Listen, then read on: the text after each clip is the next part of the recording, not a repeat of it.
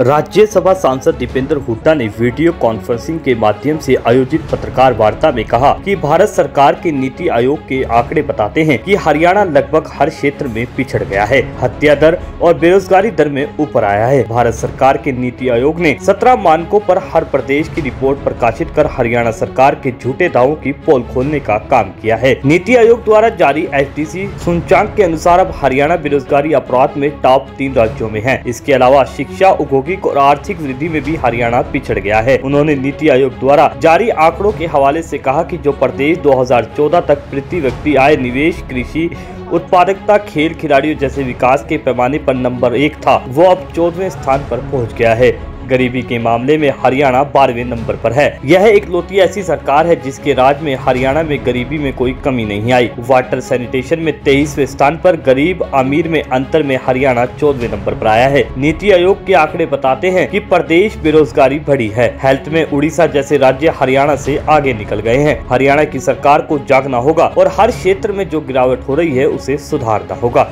शिक्षा, औद्योगिक और आर्थिक वृद्धि के क्षेत्र में हरियाणा पिछड़ गया। औद्योगिक और आर्थिक वृद्धि ये भी एक गंभीर है। अलग अलग हम देखें तो किस किस में हरियाणा क्या है तो हम अंदाज़ा लगा सकते हैं कि गरीबी की है। गरीबी के मामले में हरियाणा 12वें नंबर पे आया और हरियाणा एक इकलौती सरकार आई है कि हरियाणा के अंदर इकलौती सरकार है देश में जिसमें गरीबी में कोई कमी नहीं आई, बढ़ोतरी होगी। उसके बाद आर्थिक विकास दर, नीति आयोग के अनुसार आर्थिक विकास दर हरियाणा की गिर के 7.7% से 5.9% आ गई, जो देश में सबसे बड़ी गिरावटों में से एक है। और यही जुड़ा हुआ है बेरोजगारी से। जैसे मैंने कहा कि बेरोजगारी बढ़ गई। नीति आयोग के अनुसार बेरोजगारी हरियाणा की बढ़कर 9.8% हो गई, जिससे ज़्यादा बिहार और मार्जिनली जो है केरल की।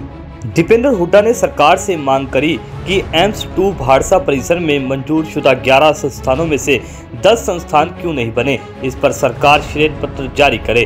दीपेंद्र हुड्डा ने बाड़सा स्थित एम्स 2 के बारे में बताते हुए कहा कि जब उन्होंने एशिया ही नहीं पूरे विश्व के सबसे बड़े स्वास्थ्य परिसर एम्स 2 को 300 एकड़ में बनाने की परिकल्पना की थी, तो चौधरी भूपेंद्र हुड्डा के नेतृत्व वाली तत्कालीन सरकार ने बाड़सा गाँव के सहयोग से 300 एकड़ जमीन भी उपलब्ध कराई और तत्कालीन स्वास्थ्य मंत्री अंबुमणि रामदोस ने सहमति दी एवं गुलाब नबी आजाद ने 2012 में एम्स 2 की OPD का उद्घाटन किया और उसी दिन से जहां इलाज शुरू हो गया। उन्होंने एम्स 2 भाड़सा परिसर में ही 11 अन्य राष्ट्रीय महत्व के संस्थानों को भी भारत सरकार की कैबिनेट से मंजूर कराया, जिसमें राष्ट्रीय कैंसर संस्थान NCI 710 बेड के अलावा 600 बेड का नेशनल कार्डियोवैस्कुलर सेंटर, 500 बेड का जनरल पर्पस हॉस्पिटल, 500 बेड का नेशनल ट्रांसप्लांटेशन सेंटर, 500 बेड का national centre for child health, 500 bed का डाइजेस्टिव डिजीज सेंटर, 200 बेड का national institute for geriatrics rehabilitation centre, 120 bed का centre for blood disorder, centre for laboratory medicine, national centre for nursing education and research प्रमुख है।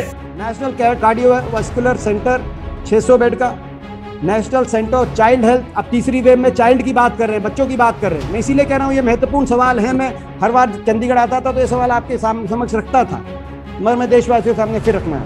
National centre for child health 1500 bed का, national transplantation centre 500 bed का, general purpose hospital 500 bed का, digestive disease centre 500 bed का, national institute for geriatrics 200 bed का, centre for blood disaster 120 bed का, centre for laboratory medicine, इसमें beds का mention नहीं है, और national centre for nursing education and research. Dipendra Hooda ने बताया कि राष्ट्रीय कैंसर संस्थान को उस समय के बहुत सारे बड़े नेता अपने राज्यों में लेना चाहते थे, मगर काफी प्रयासों से जुलाई 2013 में योजना आयोग से और 26 दिसंबर 2013 को भारत सरकार की कैबिनेट से 2035 करोड़ रुपए मंजूर कराकर 3 जनवरी 2014 को प्रधानमंत्री डॉक्टर मनमोहन सिंह द्वारा इसका शिलान्यास कराकर काम शुरू करवा दिया था। उन्होंने आगे कहा कि भारत सरकार के स्वास्थ्य सचिव ने भी कहा कि कोरोना की दूसरी लहर में बाड़सा एम्स में 9,500 मरीज स्वस्थ होकर गए। उन्होंने आगे कहा कि अगर ये सभी 10 संस्थान अब तक तैयार हो जाते तो लाखों लोगों की जान बचाई जा सकती थी। बड़ी मुश्किल से इस तरह के राष्ट्रीय महत्व के संस्थान हरियाणा जैसे राज्य में आ पाते हैं। इनके आने से हर स्तर पर लाखों लोगों को रोजगार मिलता। धन्यवाद करता हूँ हेल्थ सेक्रेटरी भारत सरकार उन्होंने अपनी प्रेस कॉन्फ्रेंस में कहा कि एक अस्पताल में जिसमें सबसे ज्यादा मरीज 9,500 मरीज स्वस्थ होकर वापस गए हैं, वो एम्स झज्जर है। मैं धन्यवाद करता हूं उनका कि उन्होंने इस बात को माना।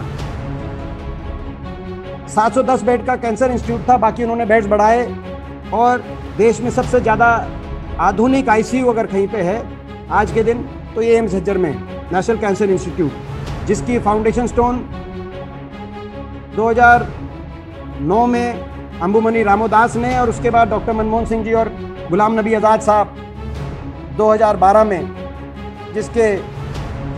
जिसके विंग को ओपीडी को के फाउंडेशन स्टोन के लिए आए 2600 करोड़ की लागत से जो तैयार किया।